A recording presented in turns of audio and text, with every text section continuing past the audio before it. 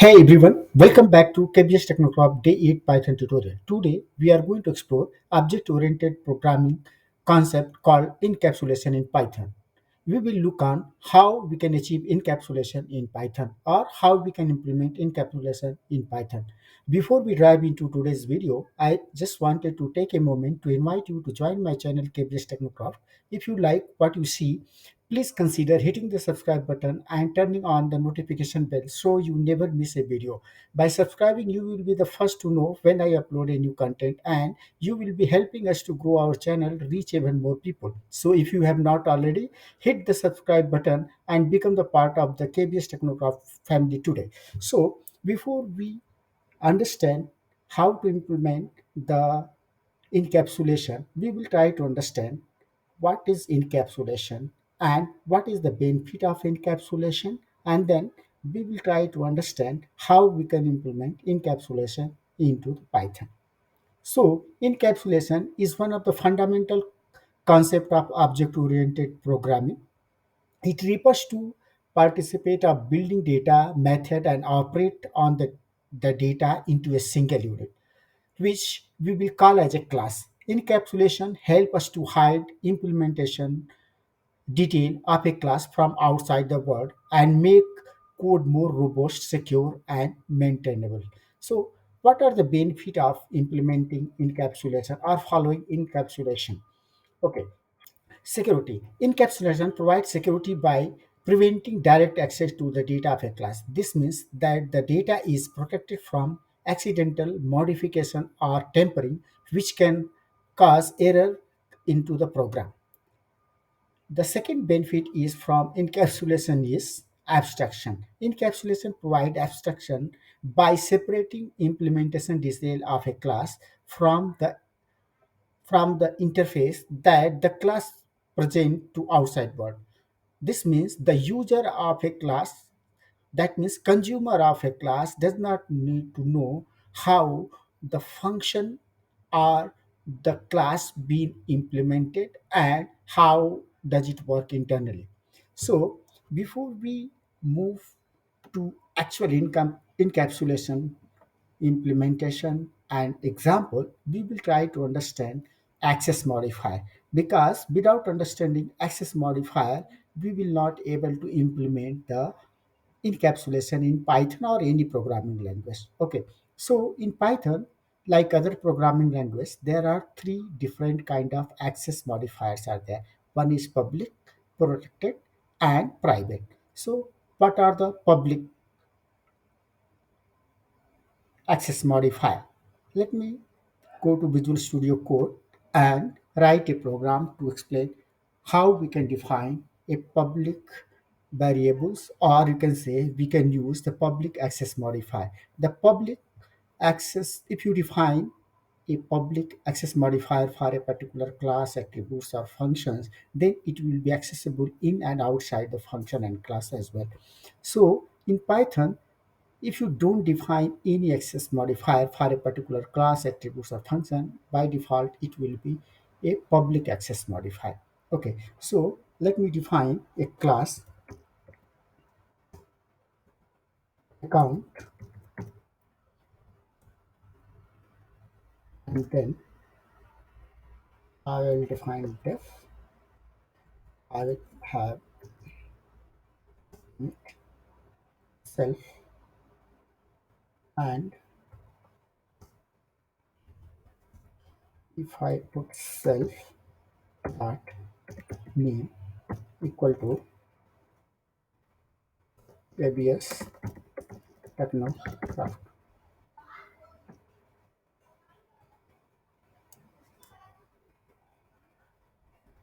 It's a very basic, and then we will try to create instance of this object of this particular class, and we will try to print this particular name variable and see that how does it work.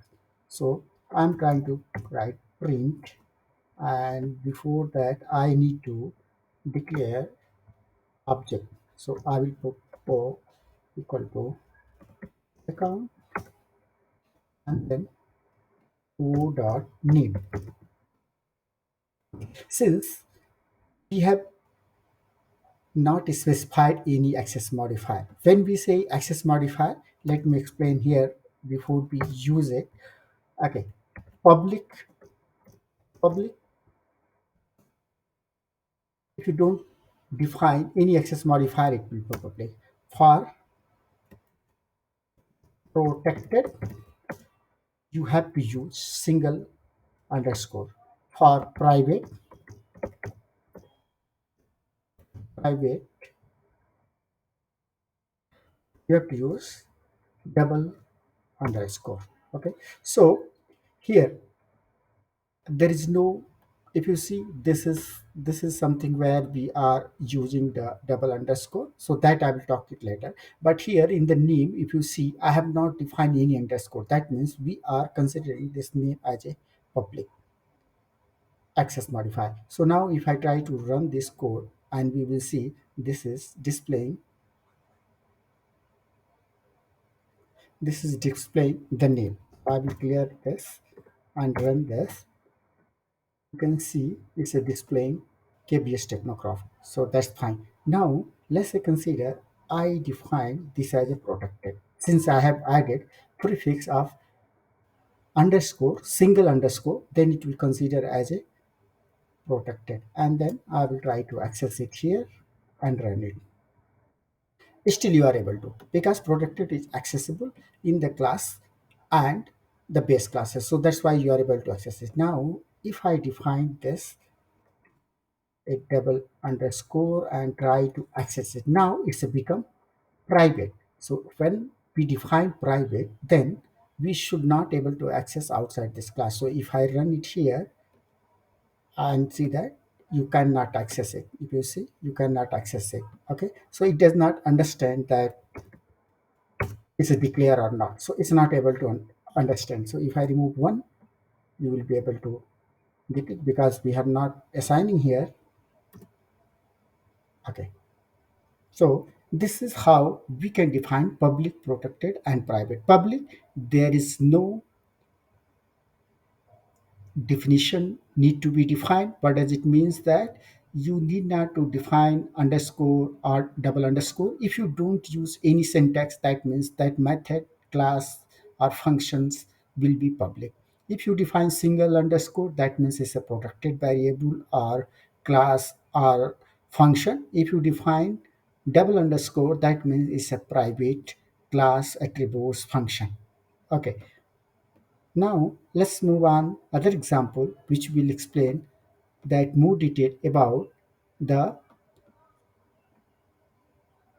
protected. So let me type one program which is just a simple program where we are having a class called my class, and then we are having a class and a child class. So let me go here and then I will try to put it here. First, we'll go through this code and try to understand what we are trying to do that, and then we'll execute it. So here we are having a my class, and it has that constructor here. Inside constructor, we are declaring first one is the public variable, second one is protected variable. Why is a protected variable? Because if you see the naming convention is start from underscore. So this is a protected variable. Now we are having a function called public method, and then we are having a protected method. So if any function method attributes you want to define protected, then you have to put underscore. If you want to define private, you have to put double underscore over here. And then we are having a class called my child, which is derived class and is inheriting the my class. Now inside this, what we are doing it, we are trying to define a function called child method, and inside that we are calling the protected method. Protected method means it's available into the base class or parent class. That's what we are trying to call it. Now we will try to create a object. Here we are creating object. So since it's a took two parameter, a public variable and protected variable, I just pass just to make sure that we understand public variable value and protected variable value, and then I'm printing the public variable value, and then I'm calling the public method and child method. So public method is available here, and child method is available into the derived class. That means child class. So when we run it, we will be see, but we are able to see the public, since we are able to access here public variable value, and we are able to call here the public method and child method both here. Okay, and if you see inside the child method, we are able to call this protected method which are protected, and as per protected, access modifier can access into the base class and derived class. We are able to call it. Let's say consider if you want to make it private class, private function here, and you try to access it here, you will run it, you will be able to see the result is giving the error because it's now private. Let me revert back this. Okay, now we will try to look on that private access variable. So private access variable, we will see that. Let me have it for backup here, and we will go on the class into the private access variable, and we will try to write a program. Same program we will try to modify it, where we are going to use a private variable. So I will use same class as a my class, and then we will have a private method, public method with the public and private properties. Okay. So in this, what we are going to see that here, we have a class which have a constructor where we have a public variable, private variable, and then we have a public method and private method. Okay, and then we are creating a object of my class, that is the main class, and then we are passing public and private, and here we are displaying public variable, we are calling public method, and then we are trying to call the private method. When we call the private method, as per the previous previous example which we have discussed, it's going to show the error. So first I will comment this and run it. We will see. So we are able to get the result here. Let me We are able to get the result here. Now let me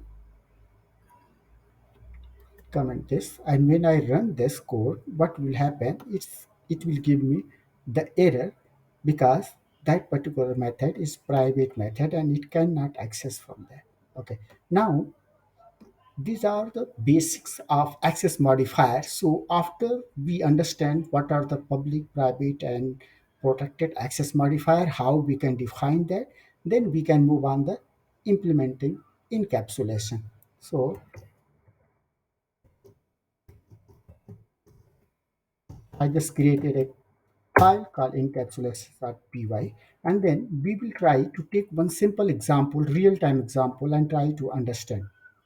So let's say consider there is a bank account class is there. Inside bank account class, we are having balance and account number attribute. So we have a bank account class where we are having a account number and balance, and account number balance are a private variable inside the account because we do not want to display this balance calculation to logic to the consumer of this. So we just created this for security purpose. These are the private. So that means the set and get can be done only through this class. Okay, so we have a deposit where a consumer will pass the amount. That means consumer is any code or any application who is going to consume this particular class or use this class, they will pass the amount, and then the amount calculation logic, whatever, let's say consider if there is some additional deduction or calculation is required, all this logic will be cover inside the deposit class, a deposit method. So we are hiding the actual logic from the end user to know that when we deposit it, how much money will be deposited, what are the tax amount will be calculated, and what will be the charges from bank. Another stuff will be hiding here. here. Same, you bidra it, what will be the bidra charges will be there, and all calculation will be there inside bidra. Now if a user want to get a balance, then he will just try to call a function called get balance, and he will be able to get that balance. And he do not understand when I'm getting the balance, what was the logic inside that when they deposit it and when they withdraw it. So this is how we have encapsulated all the logic for deposit and withdraw to the corresponding method, and we have made these properties as a private so that the consumer application code will not able to directly access or modify these values. Let's take one other example to understand more detail on encapsulation. The other example which we can discuss is that employee class. Let's say consider we have employee there. We are having a name and salary. In that we will be having. Let me create one more class for employee, and okay. So here we have a employee. Here what we have it. We have a name and salary, and then user whenever someone who is consuming this particular code or using this particular class, then they will try to call the method get name, which will be reading the private variables value and returning to them. And same way salary, if there is any additional calculation or any logic inside the salary calculation, uh, or tax calculation, let's say after calculation of the salary, what will happen, all this logic will be inside this salary method.